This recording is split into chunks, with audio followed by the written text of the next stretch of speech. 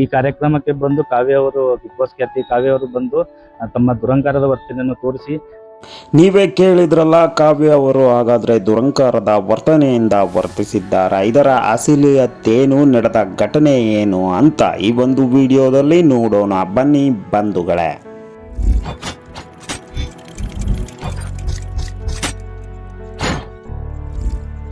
ಕಾವ್ಯ ಶೈವ ಅವರು ಯಾರಿಗೆ ಗೊತ್ತಿಲ್ಲ ಹೇಳಿ. ಇವರ ಬಗ್ಗೆ ಇಂಟ್ರೊಡ್ಯೂಸ್ ಮಾಡೋ ಅವಶ್ಯಕತೆನೇ ಇಲ್ಲ. ಯಾಕೆ ಅಂದರೆ ಕನ್ನಡದ ಮನೆ ಮಗಳಾಗಿ ಹೋಗಿದ್ದಾರೆ ನಮ್ಮ ಕಾವ್ಯ ಶೈವ ಅವರು. ಹೌದು, ಬಿಗ್ ಬಾಸ್ನಿಂದ ಕಾವ್ಯ ಶೈವ ಅವರು ಹೆಸರಿಗೆ ಬಂದವರಲ್ಲ. ಬಿಗ್ ಬಾಸ್ಗೂ ಮುಂಚೆ ಅನೇಕ ಧಾರಾವಾಹಿಗಳಲ್ಲಿ ಮನೋಜ್ಞ ಅಭಿನಯವನ್ನು ಮಾಡಿದಂತಹ ಕಾವ್ಯ ಅವರು ಸಿನಿಮಾಗಳಲ್ಲೂ ಕೂಡ ನಟಿಸಿದ್ದಾರೆ. ಆದರೆ ಬಿಗ್ ಬಾಸ್ನಿಂದಾಗಿ ಇವರಿಗೆ ಖ್ಯಾತಿ ಉತ್ತುಂಗಕ್ಕೇರ್ತು. ಅದು ನಮ್ಮ ಗಿಲ್ಲಿ ನಟರಾಜ್ ಅವರ ಜೊತೆ ಸೇರಿ ಅವರು ನಡೆದುಕೊಂಡ ರೀತಿ ಎಲ್ಲರ ಮನಸ್ಸನ್ನು ಗೆದ್ದು ಬಿಟ್ಟಿತ್ತು.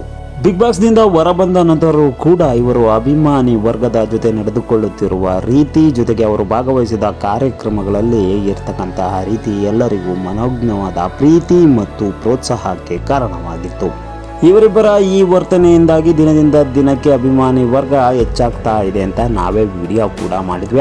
ಸದ್ಯಕ್ಕೆ ಈಗ ಸೋಷಿಯಲ್ ಮೀಡಿಯಾದಲ್ಲಿ ಒಬ್ಬ ವ್ಯಕ್ತಿ ಆರೋಪವನ್ನ ಮಾಡ್ತಾ ಇದ್ದಾರೆ. ಹೌದು ಬಂಧುಗಳೇ, ಕಲಬುರಗಿಯಲ್ಲಿ ನಡೆದಂತಹ ಒಂದು ಕಾರ್ಯಕ್ರಮದಿಂದಾಗಿ ಆ ವ್ಯಕ್ತಿ ಈ ರೀತಿ ಆರೋಪ ಮಾಡ್ತಾ ಇದ್ದಾರೆ. ಮೊನ್ನೆ ಕಲಬುರಗಿಯಲ್ಲಿ ವಿದ್ಯಾರ್ಥಿಗಳಿಗೆ ಪ್ರತಿಭಾ ಪುರಸ್ಕಾರ ಕಾರ್ಯಕ್ರಮನ ಹಮ್ಮಿಕೊಳ್ಳುತ್ತೆ. ಇದಕ್ಕೆ ಕಾವ್ಯ ಅವರನ್ನ ಗೆಸ್ಟ್ ಆಗಿ ಕರೆದಿದ್ರು ಬಂಧುಗಳೇ. ಹೌದು, ಕಾವ್ಯ ಅವರು ಯಾವುದೇ ಕಾರ್ಯಕ್ರಮ ಇರಲಿ ಖಂಡಿತವಾಗಿಯೂ ಭಾಗವಹಿಸ್ತಾ ಇದ್ದಾರೆ. ಹೌದು, ಕಾವ್ಯ ಅವರು ಕೂಡ ಈ ಒಂದು ಕಾರ್ಯಕ್ರಮದಲ್ಲಿ ಭಾಗವಹಿಸಿದ್ರು. ಅವರಿಗೆ ಎಲ್ಲರೂ ಸೇರಿ, ದೊಡ್ಡ ದೊಡ್ಡ ವ್ಯಕ್ತಿಗಳು ಸೇರಿ ಅವರಿಗೆ ಸನ್ಮಾನವನ್ನು ಕೂಡ ಮಾಡಿದ್ರು.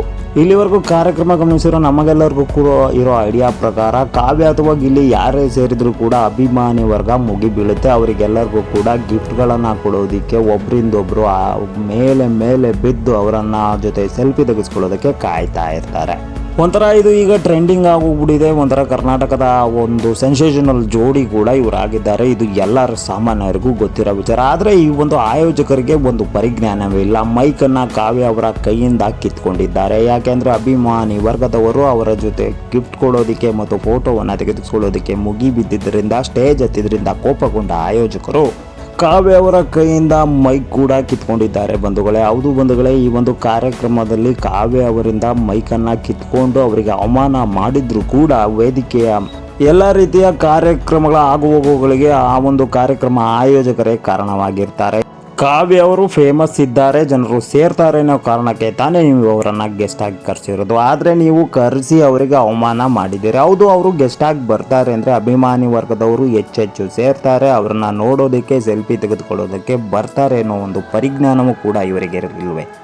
ಈಗ ಮೀಡಿಯಾ ಮುಂದೆ ಬಂದು ಪುಂಖಾನುಪುಂಖವಾಗಿ ಪುಂಕ್ತಿರೋ ಈ ವ್ಯಕ್ತಿಯ ಮಾತನ್ನು ಕೇಳಿದಾಗ ಅದರ ಅಸಲಿಯತ್ತೇನು ಅಂತ ನಿಮಗೆ ಅರ್ಥ ಆಯಿತು. ಸರಿಯಾಗಿ ಕಾರ್ಯಕ್ರಮನ ಆಯೋಜನೆ ಮಾಡಕ್ಕೆ ಬರದೇ ಇರೋ ಇಂಥ ಆಯೋಜಕರು ಯಾಕ್ರಿ ಕರೆಸಿ ಅವಮಾನ ಮಾಡ್ತೀರಾ? ಕಾವ್ಯ ಅವರ ತಪ್ಪು ಇಲ್ಲಿ ಯಾವ ರೀತಿಯೂ ಇಲ್ಲ. ಕಾವ್ಯ ಅವರು ಅಲ್ಲಿ ಅಭಿಮಾನಿ ವರ್ಗದವರಿಗೆ ಕ್ಷಮೆ ಕೂಡ ಕೇಳಿದ್ದಾರೆ. ಬಂಧುಗಳೇ, ಈ ರೀತಿ ಕಾರ್ಯಕ್ರಮನ ಆಯೋಜಿಸೋ ಆಯೋಜಕರು ಮಾಡೋ ಆರೋಪಗಳಿಗೆ ನಿಮ್ಮ ಉತ್ತರ ಏನಾಗಿರುತ್ತೆ ದಯವಿಟ್ಟು ಕಾಮೆಂಟ್ ಮಾಡಿ. ನಿಮ್ಮ ಪ್ರಕಾರ ಕಾವ್ಯ ಅವರು ಮಾಡಿದ್ದು ಸರಿನಾ ತಪ್ಪಾ ಅಂತ ತಿಳಿಸಿ ಬಂಧುಗಳೇ. ಹೆಚ್ಚಿನ ವಿಡಿಯೋದೊಂದಿಗೆ ಮತ್ತೆ ನಿಮ್ಮನ್ನು ಭೇಟಿ ಆಗ್ತೇನೆ. ಅಲ್ಲಿವರೆಗೂ ಕೂಡ ಟೇಕ್ ಕೇರ್ ಅಂಡ್ ಬಾಯ್. ಧನ್ಯವಾದಗಳು ಬಂಧುಗಳೇ.